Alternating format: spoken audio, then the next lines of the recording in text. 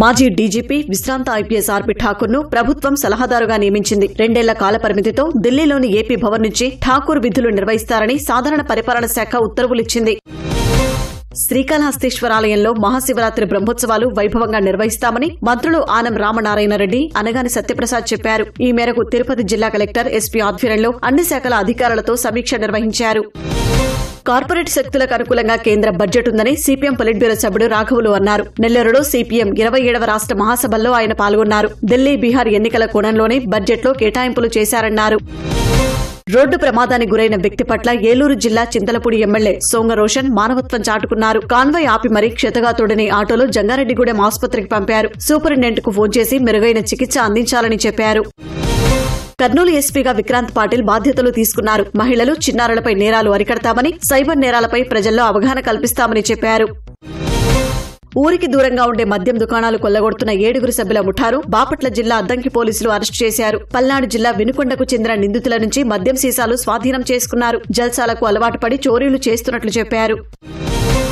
అన్నమయ్య జిల్లా రైల్వే కోడూరులో 592 సీసాల నకిలీ మద్యాన్ని పోలీసులు స్వాధీనం చేసుకున్నారు. 6 అరెస్టు చేశారు. 805 లీటర్ల స్పిరిట్, 34,000 నకిలీ లేబుల్లో 6 లక్షల నగదు సీజ్ చేశారు. శ్రీ సత్యసాయి జిల్లా మడకశిర మండలంలో 2023-24 మధ్య జాతీయ ఉపాధి హామీ పథకం పనుల్లో దాదాపు 15 లక్షల అవినీతి జరిగినట్లు అధికారులు తేల్చారు. చందకచెల్ల, గుండుమల, గంగులవై పాల్యం పంచాయతీల్లో అధికంగా అక్రమాలు జరిగాయన్నారు. నకిలీ పత్రాలు సృష్టించి విశ్రాంత సబ్ రిజిస్టార్ భూమిని ఇతరులకు విక్రయించిన ఘటన శ్రీ సత్యసాయి జిల్లా హిందూపురంలో ఆలస్యంగా వెలుగులోకి వచ్చింది. వీఆర్ఓ రామ్మోహన్, సర్వేయర్ శ్రీనివాసులను పోలీసులు అదుపులోకి తీసుకున్నారు. వీఆర్ఓ ఇంట్లో తనిఖీలు చేశారు. ఎన్టీఆర్ జిల్లా విస్తన్నపేటలోని శ్రీరామ్ థియేటర్, వెంకటేశ్వర టాకీస్ ను Tiruvuru RDO K Madhuri seize చేశారు. లైసెన్సు పత్రాలు చూపించే వరకు ప్రదర్శనలు నిలిపివేయాలని తహసీల్దార్ను ఆదేశించారు. గుంటూరు జిల్లా పెదనందిపాడు కొమ్మూరు రహదారిలో ఆటో బోల్తాపడి ఒకరు మృతి చెందారు. మరో 2 గాయపడ్డారు. ఎదురుగా వస్తున్న వాహనాన్ని తప్పించే క్రమంలో ప్రమాదం జరిగింది.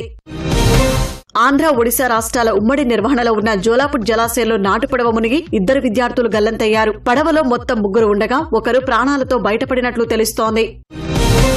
శ్రీ సత్యసాయి జిల్లా మదనపల్లిలో భార్య కాపురానికి రావట్లేదనే కోపంతో వేట కొడవలితో భర్త దాడి చేశాడు. అడ్డుకోబోయిన అత్త రాధమ్మకు గాయాలయ్యాయి. బాధితులకు అనంతపురం ప్రభుత్వ ఆసుపత్రిలో చికిత్స అందిస్తున్నారు.